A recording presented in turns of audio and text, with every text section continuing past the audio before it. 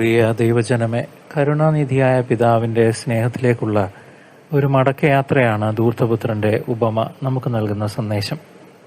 ലൗകിക സുഖങ്ങളിൽ സന്തോഷം കണ്ടെത്തി ദൈവത്തിൽ നിന്ന് അകന്നുപോയ ഓരോ മനുഷ്യന്റെയും പ്രതീകമാണവൻ. പാപത്തിന്റെ വഴിയിൽ നാം അനുഭവിക്കുന്ന ശൂന്യത നമ്മെ യഥാർത്ഥ സന്തോഷം എവിടെയാണെന്ന് ഓർമ്മിപ്പിക്കുന്നു. സ്വയം തിരിച്ചറിവുണ്ടാകുമ്പോഴാണ് മാനസാന്തരത്തിന്റെ ആദ്യ കിരണം ഹൃദയത്തിൽ ഉദിക്കുക. ഞാൻ എഴുന്നേറ്റ് എൻ്റെ പിതാവിൻ്റെ അടുത്തേക്ക് പോകും എന്ന തീരുമാനം രക്ഷയിലേക്കുള്ള ആദ്യ പടിയാണ്. ദൈവം നമ്മെ കാത്തിരിക്കുന്നത് ശിക്ഷിക്കാനല്ല, മറിച്ച് കെട്ടിപ്പുണർന്ന് സ്നേഹിക്കാനാണ്. നമ്മുടെ കുറവുകളേക്കാൾ വലുതാണ് ദൈവത്തിൻ്റെ കരുണയെന്ന് ഈ വചനഭാഗം പഠിപ്പിക്കുന്നു. തിരിച്ചു വരാൻ ഏറ്റവും അനുയോജ്യമായ സമയം ഇപ്പോൾ തന്നെയാണ്. നാളെ എന്നത് അനിശ്ചിതത്വമാണ്.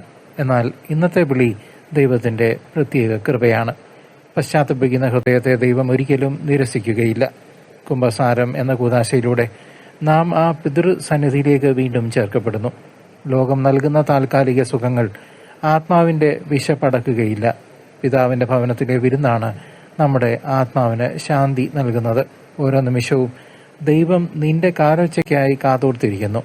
പ്രിയ സഹോദര സഹോദരി, വഴിതെറ്റിയ ആടുകളെ തേടിയിറങ്ങുന്ന ഇടയനാണ് നമ്മുടെ ദൈവം. അഹങ്കാരം വെടിഞ്ഞ് വിനയത്തോടെ അവിടുത്തെ മുൻപിൽ നിൽക്കാം. പാപകറകൾ കഴുകിക്കളഞ്ഞ് പുതുവസ്ത്രം ധരിക്കാൻ ഈ സമയം വിനിയോഗിക്കാം. സ്വർഗം ഒരു പാപിയുടെ മടക്കയാത്രയിൽ ആനന്ദിക്കുന്നു.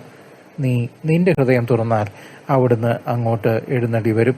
ദൈവസ്നേഹം അളവറ്റതും നിരുപാധികവുമാണ്.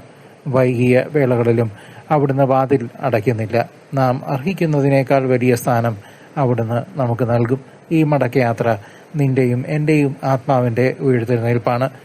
എന്നെയും നിങ്ങളെയും സ്നേഹിക്കുന്ന പിതാവിന്റെ അടുത്തേക്ക് ഇപ്പോൾ തന്നെ തിരികെ പോകാം. ദൈവകൃപയിൽ ആഴപ്പെട്ട് പുതിയൊരു ജീവിതം ആരംഭിക്കാം. അവിടുത്തെ സമാധാനം നിങ്ങളുടെ ഹൃദയത്തിലും എൻ്റെ ഹൃദയത്തിലും നിറയട്ടെ. ആമേൻ.